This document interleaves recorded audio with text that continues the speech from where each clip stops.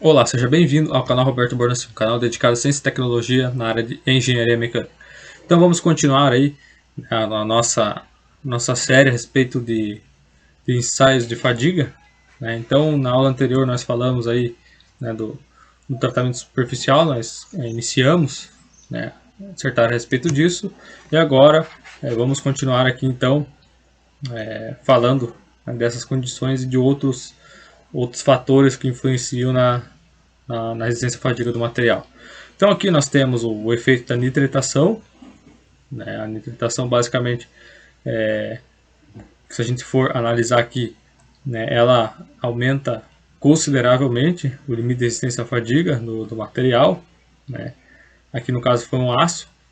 É possível analisar que o material não nitretado, né, em geral, ele tinha a metade da resistência à fadiga do que o que estava nitretado. Então aqui nós temos três condições que foram analisadas, né, sem entalhe, o entalhe de meio círculo, podemos dizer assim, né, meia lua, e aqui o entalhe em V.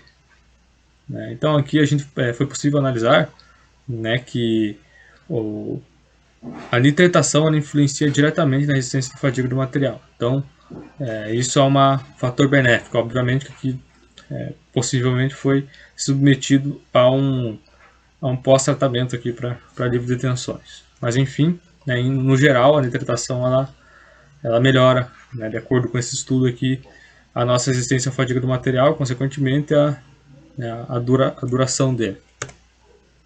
Então nós temos também outro efeito, né, que influencia, que é o carbono na superfície do aço. Então aqui temos um estudo no limite de resistência à fadiga.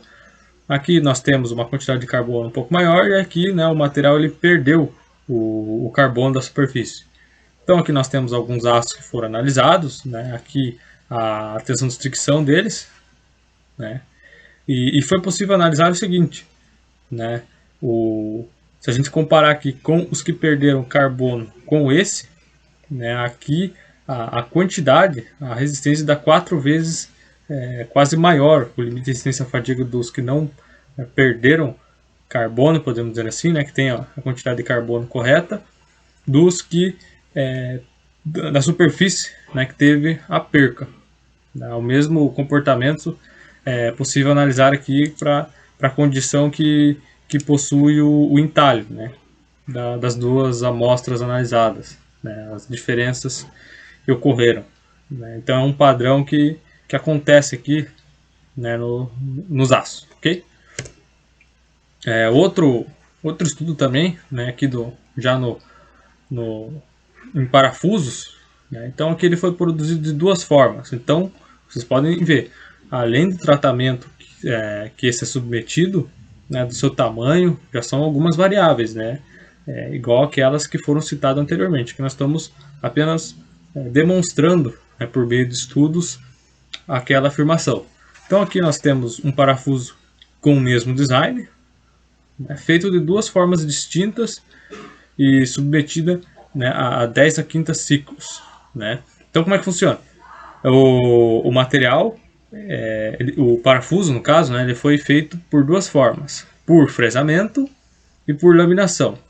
Então aqui para demonstrar também que o processo influencia, então aqui a gente tem que a resistência à fadiga do parafuso que foi feito, né, a rosca que foi laminada, ela tem uma resistência à fadiga muito maior, né, do que aquela que foi fresada. Ok? Então, outro fator também que influencia, né, isso serve para a prática também, tá? A gente fala aqui dos ensaios, mas isso serve para aplicação no cotidiano, né? Assim, embora os ensaios sejam práticos, mas a gente fala, eu quero dizer com prática, no nosso cotidiano, na indústria, naquilo que a gente utiliza esses tipos de materiais. Outro fator, né, outra variável que altera o limite de resistência à fadiga do material é a temperatura. Então aqui tem um estudo que foi realizado, né, do efeito da temperatura. Então, 3 temperaturas foram analisadas, 20 graus, 150 graus e 250 graus. E aqui a temperatura de 20 graus, né, que é a temperatura ambiente que a gente geralmente utiliza nos trabalhos, nos ensaios, ela apresentou os melhores resultados, ok?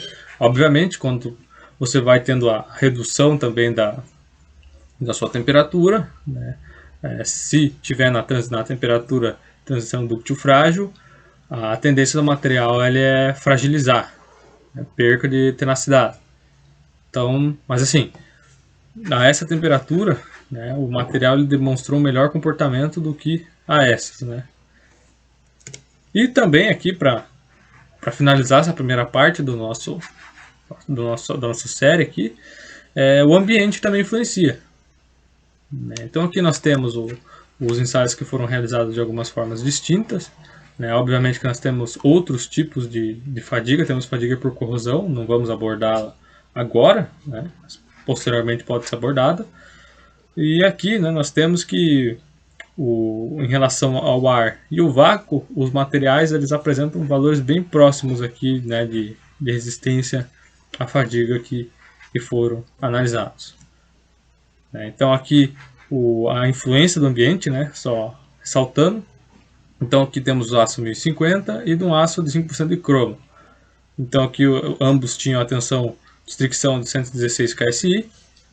Então aqui o limite de resistência à fadiga deles no ar, né, que é o ambiente que, né, atmosférico, nós tínhamos um limite de resistência à fadiga de 53,8 KSI. Né, já quando ele estava submerso à água com sal, caiu para 22,6. Então, para locais que, né, será submetido a esse tipo de ambiente, né, o dimensionamento deve ser outro. Né, o mesmo serve aqui para os ácidos de 5% ao cromo. Né, então aqui caiu de, né, quando você faz essa comparação, caiu de 116 para 66 no ambiente, no ar, e aqui, né, para água com sal, caiu para 47,2 de limite de resistência. Né? Então aqui apresenta o percentual de redução de ambos.